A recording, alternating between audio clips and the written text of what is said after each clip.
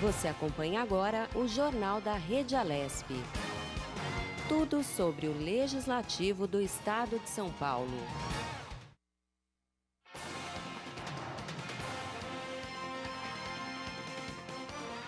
Olá, bom dia, ouvintes, telespectadores da nossa Rádio Alesp. Hoje, quinta-feira, 12 de dezembro de 2019. Eu sou Sérgio Everton e esse é o seu Jornal da Rede Alesp. Olá, muito bom dia. Eu sou Silvia Garcia. Aqui você vai saber de tudo o que acontece aqui no Parlamento Paulista.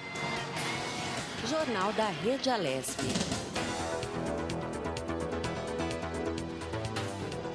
Vamos começar o nosso noticiário aqui com a Comissão de Finanças, Orçamento e Planejamento, que aprova o relatório do projeto que dispõe sobre aposentadorias e pensões dos servidores públicos paulistas.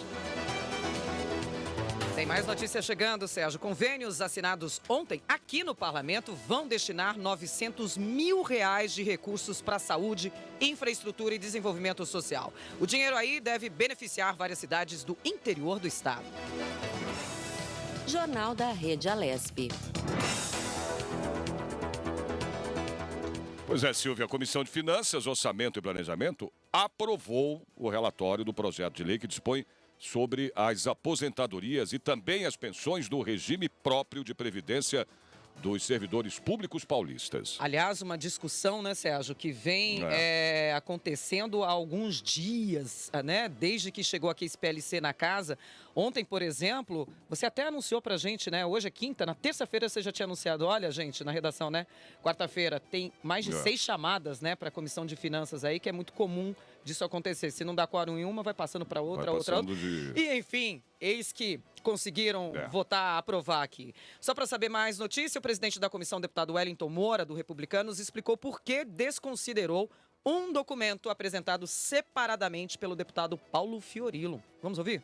Passou o relatório do relator, foi apresentado um voto em separado do deputado Paulo Fiorilo, porém, ao analisar o voto antes de discutir enquanto estava se lendo o relatório do relator Márcio da Farmácia, constatei que o relatório estava falando sobre a previdência geral e eu não estou impedindo a leitura dos deputados do relatório separado, mas sobre a matéria.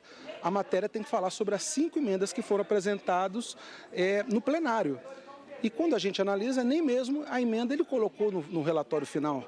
Então ele deixou uma emenda até mesmo sem falar, como tratou da Previdência num tema em geral, sendo que ele só teria que ter tratado sobre o tema das emendas que vieram de plenário. Por isso eu não acatei ao voto do relator, porque isso já está no regimento, no artigo 71, e tomamos essa providência. Claro, quem apresentou o voto ficou insatisfeito, os deputados do PT ficaram insatisfeitos, mas eu, como presidente, tenho que seguir o regimento interno da Casa. O deputado Paulo Fiorilo, do PT, ele comentou a decisão tomada pelo presidente da comissão, o deputado Wellington Moura. Vamos acompanhar, vamos ouvi-lo. O relatório não foi acatado, que eu acho um absurdo, porque o relatório estava dentro das normas regimentais, tratava das emendas e deveria ter sido lido. O presidente utilizou de um recurso para negar o meu voto, dizendo que ele não estava dentro das normas, o que não é verdade. Isso vai levar a bancada do PT a questionar na justiça essa atitude, na minha opinião, arbitrária, desnecessária e mais uma demonstração do atropelo que o governo vem impondo para aprovar esse projeto. Essa é a mais pura política, né? Essa discussão que acontece aqui na casa. Eu vou falar para você, Sérgio, eu gosto de ver comissões assim, viu? Eu acho muito importante essa discussão saudável política dos dois lados aí, oposição ou governo, acontecerem aqui na casa. É saudável, né? É bom isso daí. Bom, mas tem mais aqui uma entrevista que a gente fez com o deputado Alex de Madureira, do PSD, que ressaltou aí a importância de se definir logo a questão sobre a previdência dos servidores públicos paulistas. Acho que é importante destacar que o projeto de lei está andando, né, e que nós temos a esperança aí da aprovação da reforma da Previdência do Estado de São Paulo, que é algo necessário. Até falando nisso, né, na questão dessa reforma, ontem aqui Nossa, o dia foi movimentado, manhã, né, os deputados encaminhando aí o PLC 80, que é parte né, do projeto da reforma da Previdência estadual, né? Aliás, ontem a gente estava vendo a Rede Alesp, e aí eu vi que estava altas horas aí, plenário rolando, acontecendo aqui, as discussões, e eu falei assim, poxa, mas o que está acontecendo lá agora no plenário, exatamente agora? Porque eles não estavam votando projetos, né? Não, mas aí você precisa ser encaminhado, são 6 horas. 6 horas, são 2 Isso turnos. na primeira reunião, no segundo turno mais 6 horas. Então, olha, não é que o PLC que foi aprovado na Comissão de Finanças já está aprovado assim, né, bate pronto. Ele vai para plenário, chega lá, você tem que ter no primeiro turno 6 horas de discussão, então cada deputado vai para plenário. Inclusive, não entende esse procedimento, né? Você acha, não tem projeto, inclusive estão suspensos, né? A aprovação de qualquer projeto em plenário devido à reforma, ao projeto da reforma da Previdência.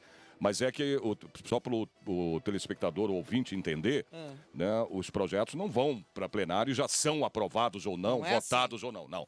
Precisa do encaminhamento. Encaminhamento, os né, que eles chamam, encaminham né? E tem a discussão. Exatamente. São 6 horas para o encaminhamento. E aí os deputados sobem ali, vão ali na plenária, vão falar, vão discutir, esboçar as opiniões a favor ou contra o projeto, enfim. E aí ontem a gente teve, eu acho que foram só 5 horas, tá? Depois a gente confirma isso daqui, acho que foram só 5 horas de discussão do primeiro turno. Aí vai ficar então, faltando mais uma hora nessa primeira reunião. Aí no segundo turno tem mais 6 horas, tudo isso... Só que o ano está acabando, né, seu Sérgio? Tudo isso são trâmites aqui da Assembleia para que se aprove um projeto ou não. Não é só chegar o projeto e ir para plenário e ser votado, entendeu? Para ser aprovado ou não. Certíssimo. Bom, vamos continuar aqui. Convênios assinados no Parlamento Paulista vão destinar R$900 mil de recursos públicos para a saúde, infraestrutura e para o desenvolvimento social. A iniciativa partiu da deputada doutora Damares Moura, do PSDB. Ela conversou com a nossa reportagem. Vamos ouvi-la. Essa oportunidade que o parlamentar tem de agregar este valor ao seu mandato, que é o de poder, não é indicar, é encaminhar recursos para o interior do Estado, isso é recompensador, porque nós sabemos que são as pessoas que agora estão lá na ponta que serão as beneficiárias deste recurso. Pois é, já vamos ouvir então um prefeito aí, beneficiado aí com essa emenda. O prefeito de Porto Feliz, Antônio Cássio Prado, do PTB, disse que o dinheiro destinado à cidade vai ser usado na iluminação pública.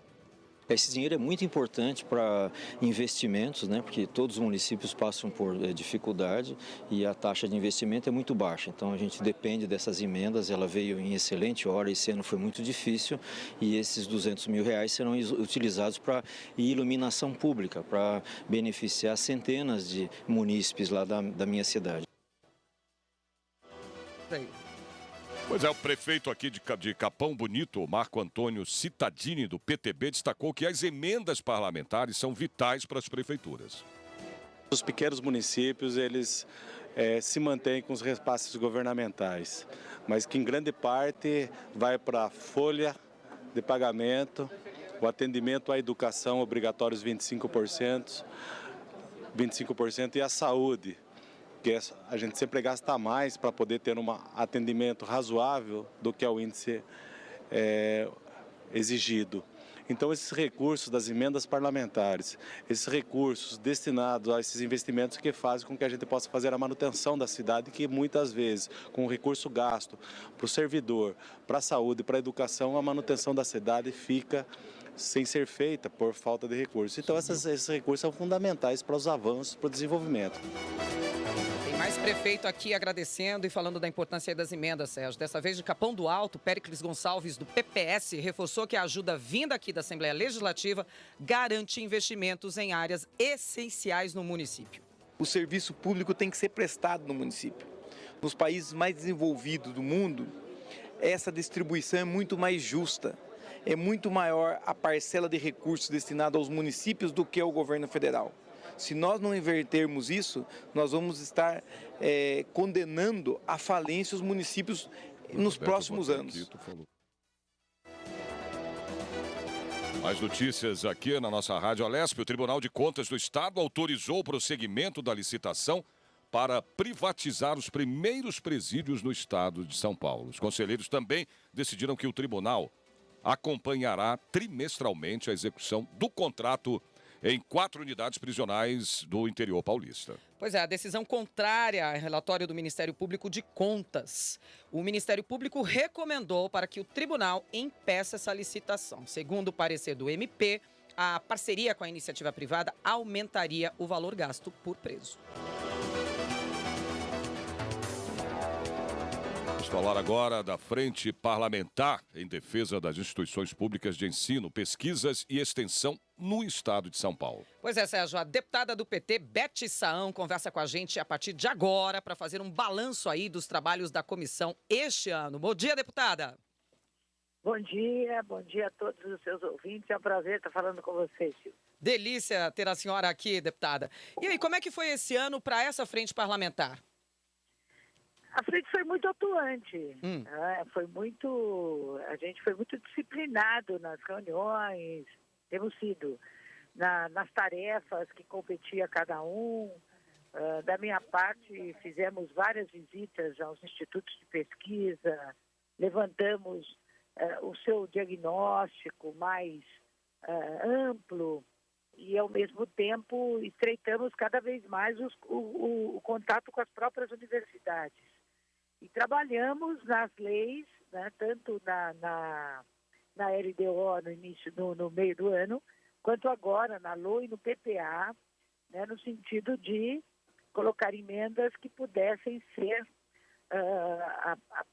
apresentadas pelo relator também, aceitas pelo relator, e ao mesmo tempo que vislumbrasse uma melhoria entre a relação do executivo com essas universidades, com os institutos de pesquisa. Uma das tarefas mais importantes que eu coloco é a nossa audiência na FAPESP. Ficamos lá por uma tarde toda, conseguimos colocar um membro dos institutos no conselho científico da FAPESP, que é aquele que seleciona os trabalhos e os projetos para serem financiados. Os institutos têm problemas de financiamento gravíssimos, né? A verba destinada a ele, as verbas são insuficientes, absolutamente insuficientes.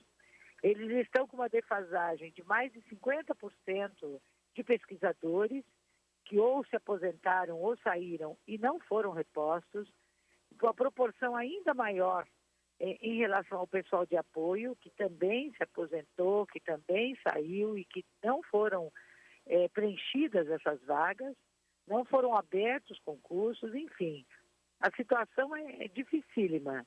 Eles só sobrevivem porque os pesquisadores e os trabalhadores que estão ali são muito dedicados. E tem uma luta histórica na preservação dos institutos, e não apenas na sua preservação, mas também na execução de pesquisas que são fundamentais para o processo de desenvolvimento, não só do Estado, mas de todo o país.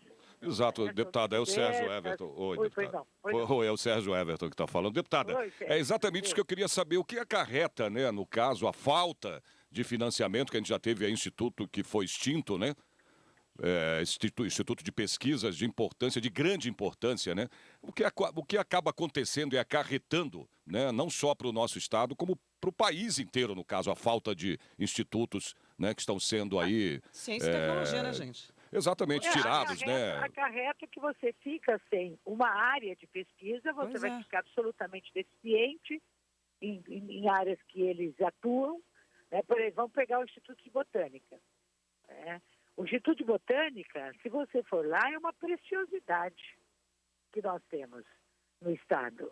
Não é? Aquilo precisa ser absolutamente preservado, e não é só preservado, ali tem nascente do rio Ipiranga, ali tem espécimes de árvores, de vegetações, que não existe mais, não é? Em nenhum outro lugar.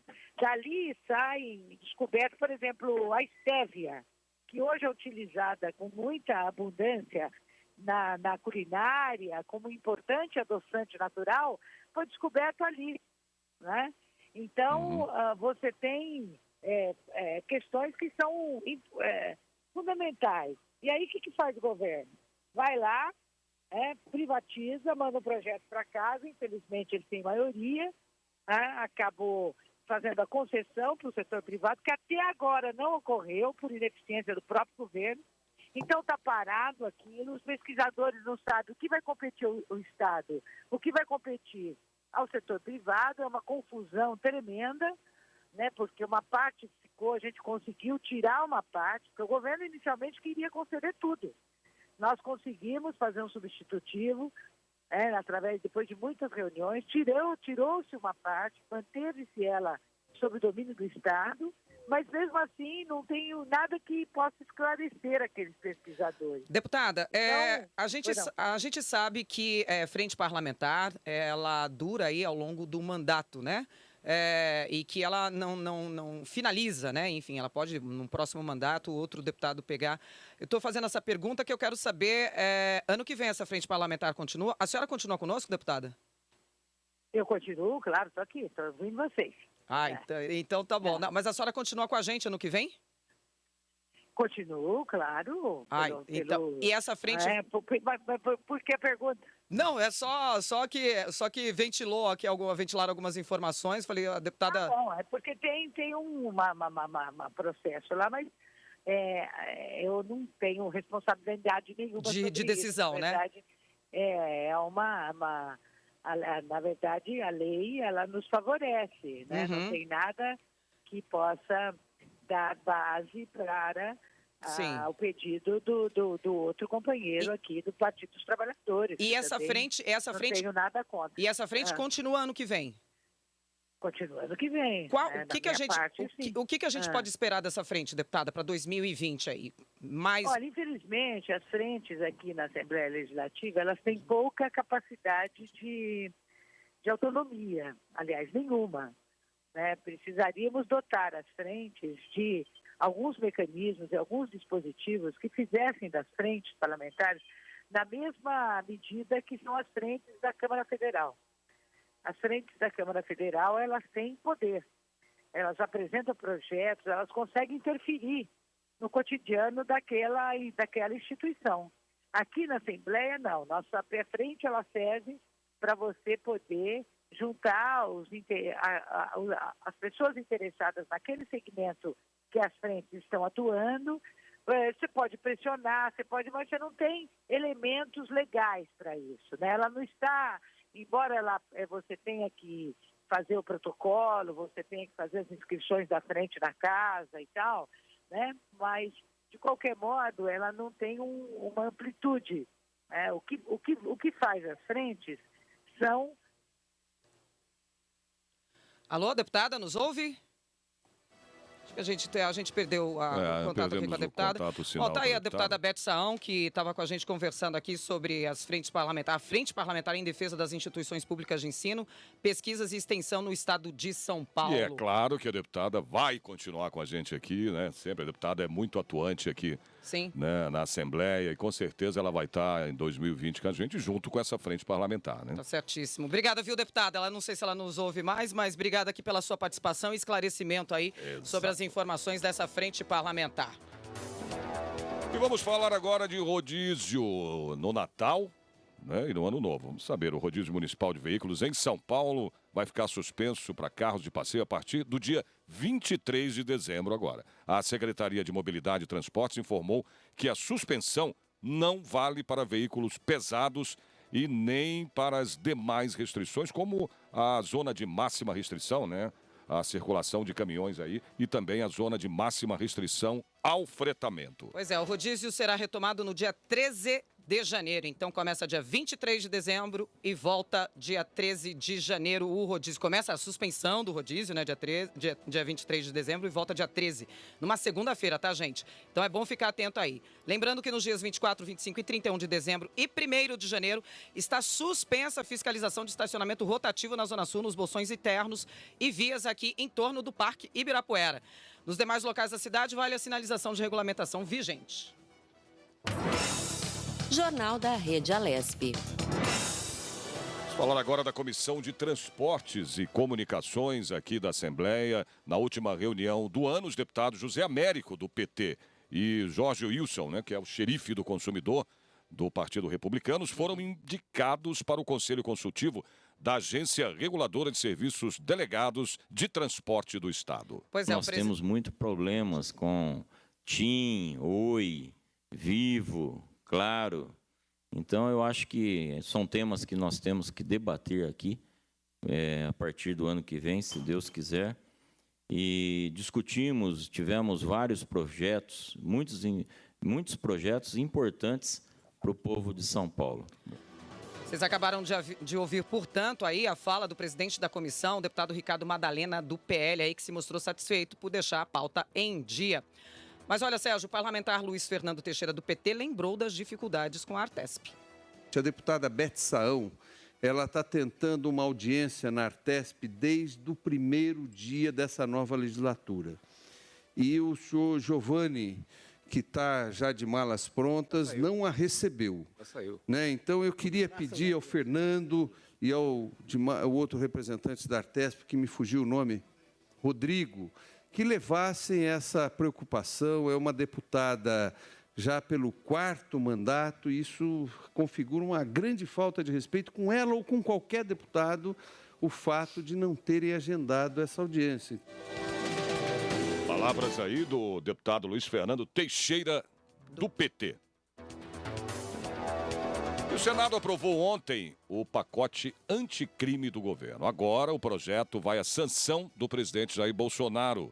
O texto aprovado na Câmara dos Deputados na semana passada não foi alterado pelos senadores. Pois é, pontos que faziam parte do projeto original encaminhado aí pelo ministro Sérgio Moro foram excluídos.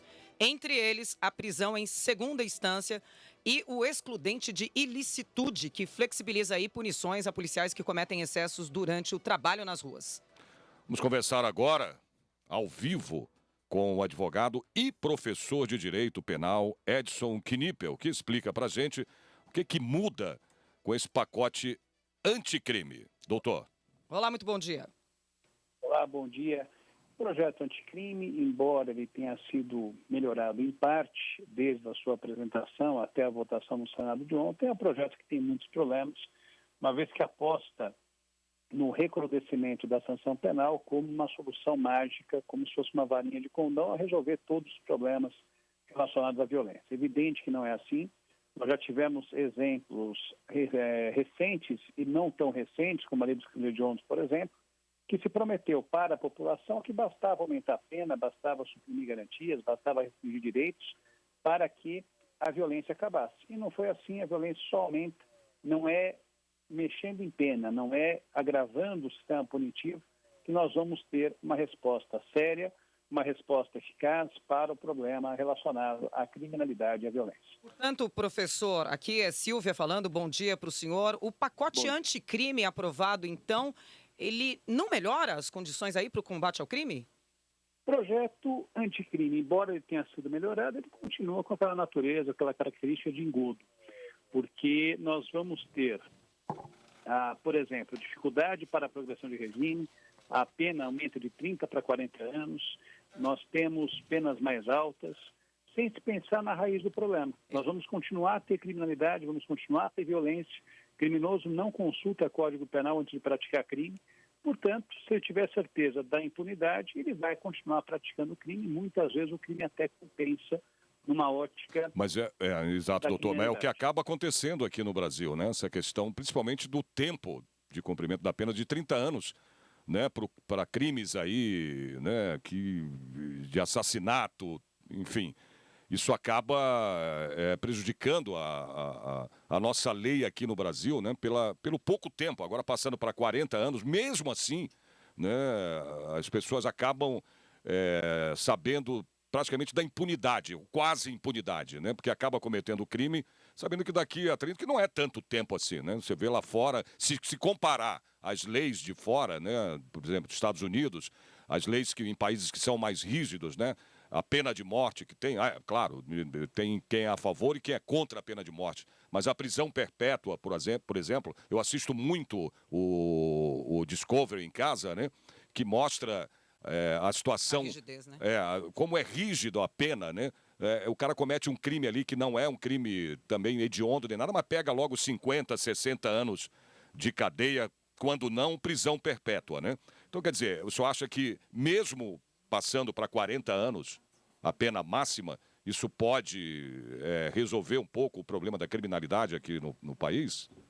Não, de forma alguma, uma vez que a certeza da impunidade não interfere se for pena de morte, se for prisão perpétua, se for 40 anos. Eu tenho que ter uma pena justa, uma pena equilibrada. Ao meu ver, 40 anos é muita coisa. Mas, de qualquer jeito, não importa nem essa visão. O que importa é saber que a pessoa vai ser julgada dentro dos seus direitos e garantias e que vai ter uma sanção a cumprir. Falando dos Estados Unidos, mas é algo importante a gente ponderar que lá o sistema penitenciário é digno. Lá o sistema penitenciário não joga as pessoas como se fosse uma masmorra. Lá o sistema penitenciário tem um mínimo de humanidade e direitos humanos que nós não encontramos no país. Então, sequer dá para fazer essa comparação também, porque lá nós temos um sistema que é eficaz em relação à proteção dos presos, o que nós não vamos encontrar no Brasil. Que nós não podemos esquecer no Brasil que essa pessoa que vai ser encarcerada por 10, 20, 30, 40 anos que seja, um dia ela vai retornar. Um dia ela vai sair em condições piores do que entrou. Até porque o preso aqui entra, né, para cumprir sua pena na penitenciária e sai pior quando cumpre a pena. Eu te dou até um exemplo, o senhor sabe disso, né? O senhor, não sei a sua idade, mas a gente deve bater aí perto, deve ser mais novo do que eu, com certeza. Mas o senhor lembra daquele bandido da luz vermelha? Uhum. Tu lembra que ele cumpriu a pena máxima de 30 anos, ele saiu da cadeia e morreu cometendo o mesmo crime. Só para você ter uma ideia, né? Então a prisão não ressocializa. Exatamente. Agora, se vende para a população como se fosse, agora sim está tudo resolvido, a partir de janeiro do ano que vem, vai virar o Natal novo, está tudo certo. E não é assim. As coisas vão continuar piores, a tendência é o sistema somente piorar. Eu não sei onde que vão construir tantos presídios para dar vazão a essa nova perspectiva. Então, são argumentos fáceis, são argumentos retóricos, são argumentos que não se sustentam, mas se vende para a população, principalmente a população mais humilde, aquela ideia de que se está fazendo alguma coisa, quando na verdade não está se fazendo nada. Professor, uma perguntinha aqui. A aprovação desse projeto, então, com essas alterações que a gente acompanhou aí ontem, enterra de vez a questão da prisão em segunda instância? Não, uma vez que isso já está sendo objeto de deliberação nas casas legislativas à parte, então isso deve ser eventualmente discutido a partir da próxima sessão legislativa. Não só a questão da prisão após segunda instância, mas também a polêmica alteração proposta em relação à legítima defesa. Doutor, eu queria agradecer a sua participação aqui no nosso jornal da Rede Alesp. Super obrigada, doutor. Espero professor, que... né? Doutor, professor. Exatamente. Doutor, advogado, né, doutor? Muito obrigado pelas suas palavras aqui, né, pelas explicações que o senhor deu em relação a essa questão. Muito obrigado pela sua participação, doutor. Eu que agradeço pelo convite. Um abraço. Tem agenda chegando aí? Será que dá tempo da gente falar? Que horas são? Agora são 9 horas e 58 minutos. Dá pra gente dar uma passada rapidinho. Quinta-feira agitada aqui na casa, hein? Mas sem dúvidas. Vamos lá, hoje 10h30 da manhã. Daqui a pouquinho, portanto, temos a reunião da Comissão de Finanças, Orçamento e Planejamento. Aí que a gente falou, né? Várias chamadas aí da reunião. A partir das 13 horas, tem 70 anos da ABI, Associação Brasileira de Indústrias Hotéis de São Paulo, que acontece aqui na casa, no Espaço Café São Paulo. E aí o solicitante é o deputado Frederico Dávila. Exatamente, às 14h temos... Novamente uma reunião, agora vai ser assim, né? As reuniões vão estar em sequência, exatamente, estamos chegando aqui ao final do ano. Mais uma reunião da Comissão de Finanças, Orçamento e Planejamento, 14h, né? E acontece no plenário Dom Pedro I, aqui da Assembleia Legislativa. Lembrando aí que a Comissão de Finanças, Sérgio, ela tem chamadas aí para as 3, 3h30, 4 da tarde. Realmente está na pressa do ano acabar. Mas antes, 2h30 da tarde, tem a sessão ordinária aqui, né? Que acontece no plenário Juscelino Kubitschek. Exatamente. Tem mais agenda aí, Sérgio? A nossa sessão ordinária às 2h30 da tarde. Vamos ver aqui. Às 18 horas de hoje ainda temos um evento aqui dos direitos humanos, né? Uma reunião na sala 113 aqui no térreo, no prédio anexo da deputada Isapena. Portanto, esta foi a nossa agenda de quinta-feira. Tem mais? Tem uma aqui, mas depois, no mesmo horário, às 18, temos o Racismo na TV. Vai acontecer no auditório Paulo Kobayashi, aqui da Assembleia. E quem é a solicitante desse evento é a deputada Mônica, da bancada ativista. Portanto, temos mais 19 horas aqui, a formação em rede para novos aqui filiados, pilares da sustentabilidade. Das 19 até as 10 da noite, acontece no auditório Teotônio Vilela, aqui da Assembleia. E a solicitante desse evento é a deputada Marina Elô. O programa chegou ao fim, Sérgio. Essa foi a agenda de quinta-feira. Esse foi o nosso Jornal da Rede Alesp aqui desta quinta-feira, dia 12 de dezembro. Tá na hora, então, da gente falar da galera que trabalha aqui. Exatamente. Vamos lá. Na sonoplastia, o José Cândido e o Roberto Dias. Coordenação da Rádio Alesp, Fabiola Altran. Diretora executiva da TV, a Lilian Busato. Diretor de comunicação da Assembleia Legislativa, Matheus Granato. Coordenação do Jornal da Rede Alesp. Está aqui na minha frente a nossa grande Mônica José. Web Imagens, Giba. Produção ali atrás do nosso sonoblasta, nossa fera Josiel, a Andréia Ritio. Apresentação, eu, Silvia Garcia. E Sérgio Everton. Bom dia para vocês, até o nosso próximo encontro. Com certeza, amanhã estaremos de volta aqui a partir das 9h30 da manhã. A gente espera todos vocês. Até lá.